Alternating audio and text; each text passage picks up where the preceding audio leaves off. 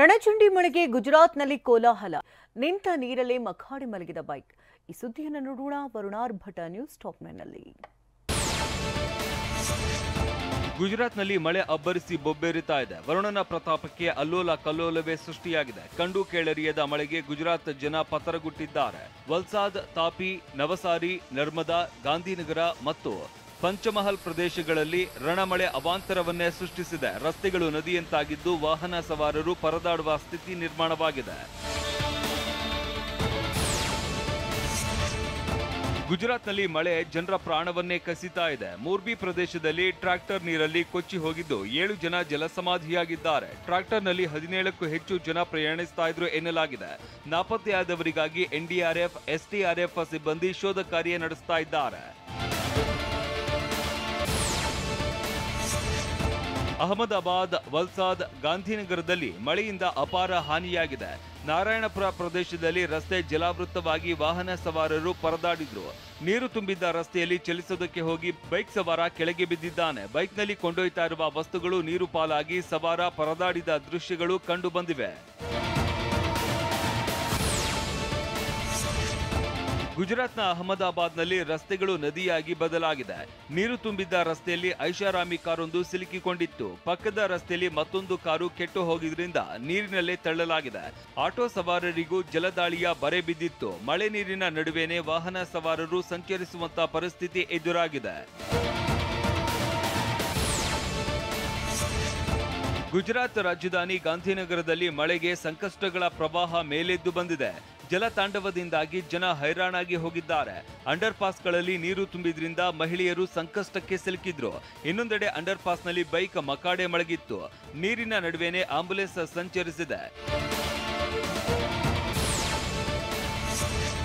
ವಲ್ಸಾದ್ ಪ್ರದೇಶದಲ್ಲಿ ನೆರೆ ಪೀಡಿತ ಪ್ರದೇಶದಲ್ಲಿ ಸಿಲುಕಿದ್ದ ಗರ್ಭಿಣಿಯನ್ನ ರಕ್ಷಣೆ ಮಾಡಲಾಗಿದೆ. ಎನ್ಡಿಆರ್ಎಫ್ ಸಿಬ್ಬಂದಿ ಬೋಟ್ನಲ್ಲಿ ಕರೆತಂದು ಆಂಬ್ಯುಲೆನ್ಸ್ಗೆ ಶಿಫ್ಟ್ ಮಾಡಿದ್ದಾರೆ. ಗುಜರಾತ್ನಲ್ಲಿ ಇನ್ನೂ 4 ದಿನಗಳ ಕಾಲ ಭಾರೀ ಮಳೆಯಾಗಲಿದೆ ಅಂತ ಎಚ್ಚರಿಕೆ ನೀಡಲಾಗಿದೆ. ಹಲವು ಪ್ರದೇಶಗಳಲ್ಲಿ ರೆಡ್ ಅಲರ್ಟ್ ಘೋಷಣೆ ಮಾಡಲಾಗಿದೆ. ಶಾಲಾ ಕಾಲೇಜುಗಳಿಗೆ ರಜೆ ಕೂಡ ಘೋಷಿಸಲಾಗಿದೆ. ರೈಲು ಸಂಚಾರ, ವಿಮಾನ ಸಂಚಾರದಲ್ಲಿ ವ್ಯತ್ಯಯವಾಗಿದೆ.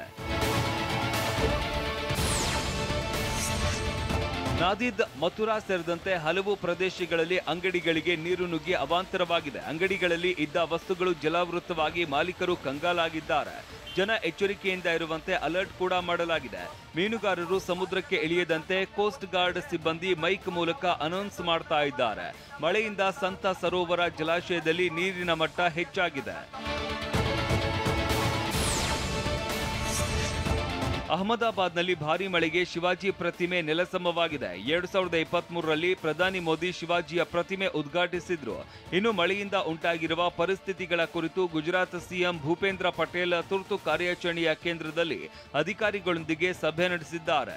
ನೆರೆ ಪೀಡಿತ ಪ್ರದೇಶದ ಜನರನ್ನ ಶಿಫ್ಟ್ ಮಾಡುವಂತೆ ಸೂಚಿಸಿದ್ದಾರೆ.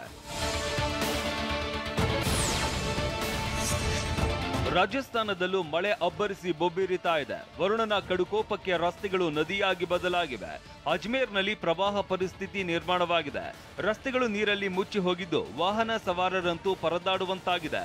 ನೂರಾರು ಮನೆಗಳಿಗೆ ನೀರು ನುಗ್ಗಿರೋದ್ರಿಂದ ಮನೆಯಲ್ಲಿದ್ದ ವಸ್ತುಗಳನ್ನ ಕಳೆದುಕೊಂಡು ಜನರು ಬೀದಿಗೆ ಬಂದಿದ್ದಾರೆ. ಅಜ್ಮೇರ್ನಲ್ಲಿ ಮಳೆಯಿಂದ ಆದ ಅನಾಹುತದ ದೃಶ್ಯ ಡ್ರೋನ್ ಕ್ಯಾಮೆರಾದಲ್ಲಿ ಸೆರೆಯಾಗಿದೆ.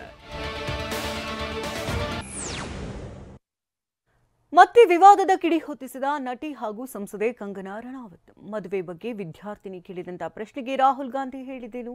ದೇವಾಲಯಕ್ಕೆ ಬಂದ ನಟಿ ನಮಿತಾಗೆ ಹಿಂದೂ ಅನ್ನೋದನ್ನ ಸಾಕ್ಷಿ ಕೇಳಿದ್ದು ನಿಜಾನ? ಈ ಸುದ್ದಿಯನ್ನ ನೋಡೋಣ ದೇಶ ವಿದೇಶ ನ್ಯೂಸ್ ಟಾಪ್ 9ನಲ್ಲಿ. ರೈತರ ಬಗ್ಗೆ ಬಿಜೆಪಿ ಸಂಸದೆ ಕಂಗನಾ ವಿವಾದಾತ್ಮಕ ಹೇಳಿಕೆ ನೀಡಿದ್ದಾರೆ. ರೈತರ ಧರಣಿ ಬಗ್ಗೆ ಕಂಗನಾ ರಣಾವತ್ ವಿವಾದದ ಕಿಡಿ ಹೊತ್ತಿಸಿದ್ದಾರೆ. ರೈತರ ಪ್ರತಿಭಟನೆ ವೇಳೆ ಶವಗಳನ್ನ ನೇತು ಹಾಕಲಾಗಿತ್ತು. ರೈತರ ಧರಣಿ ವೇಳೆ ಮಹಿಳೆಯರ ಅತ್ಯಾಚಾರ ನಡೆದಿದೆ. 3 ಕಾನೂನುಗಳನ್ನ ಹಿಂಪಡೆದರೂ ಧರಣಿ ಮುಂದುವರೆದಿದೆ. ಪಟ್ಟಭದ್ರ ಹಿತಾಸಕ್ತಿ, ವಿದೇಶಿ ಶಕ್ತಿಗಳ ಪ್ರೇರಣೆಯಿಂದ ಧರಣಿ ನಡೆಸಲಾಗ್ತಾ ಇದೆ. ಬಾಂಗ್ಲಾದೇಶದಲ್ಲಿ ಆಗಿದ್ದೇ ಭಾರತದಲ್ಲೂ ಸಂಭವಿಸ್ತಾ ಇತ್ತು ಅಂತ ವಿವಾದಾತ್ಮಕ ಹೇಳಿಕೆ ನೀಡಿದ್ದು ಆಕ್ರೋಶಕ್ಕೆ ಕಾರಣವಾಗಿದೆ. यहाँ पे जब फार्मर्स प्रोटेस्ट हुए, वहाँ पे लाशें लटकी थी, वहाँ पे रेप हो रहे थे. किसानों के हितकारी बिल जो वापस लिए गए थे, तो पूरा देश जो है वो चौंक गया था. वो किसान आज भी वहाँ बैठे हैं. उन्होंने कभी सोचा ही नहीं ये बिल वापस होगा. वो बड़ी लंबी प्लानिंग थी जैसे बांग्लादेश में हुई। ರೈತರ ಪ್ರತಿಭಟನೆ ಬಗ್ಗೆ ಕಂಗನಾ ರಣಾವತ್ ಕೇವಲವಾಗಿ ಮಾತನಾಡಿದ್ದು ಬಿಜೆಪಿಯನ್ನ ಮುಜುಗರಕ್ಕೀಡು ಮಾಡಿದೆ. ಕಂಗನಾ ಮಾತಿಗೆ ಪಂಜಾಬ್ ಬಿಜೆಪಿ ಘಟಕ ಗರಂ ಆಗಿದೆ. ಕಂಗನಾ ಹೇಳಿಕೆ ವೈಯಕ್ತಿಕ, ಅವರು ನೀಡಿರುವ ಹೇಳಿಕೆ ಪಕ್ಷದ ನಿಲುವಲ್ಲ. ಅವರ ಅಭಿಪ್ರಾಯಕ್ಕೆ ಪಕ್ಷದಿಂದ ಅಸಮ್ಮತಿ ಇದೆ. ಮುಂದೆ ಇಂತಹ ಹೇಳಿಕೆ ನೀಡದಂತೆ ಪಕ್ಷ ಸೂಚಿಸಿದೆ ಅಂತ ಪ್ರಕಟಣೆ ಹೊರಡಿಸಿ ಬಿಜೆಪಿ ಅಂತರ ಕಾಯ್ದುಕೊಂಡಿದೆ.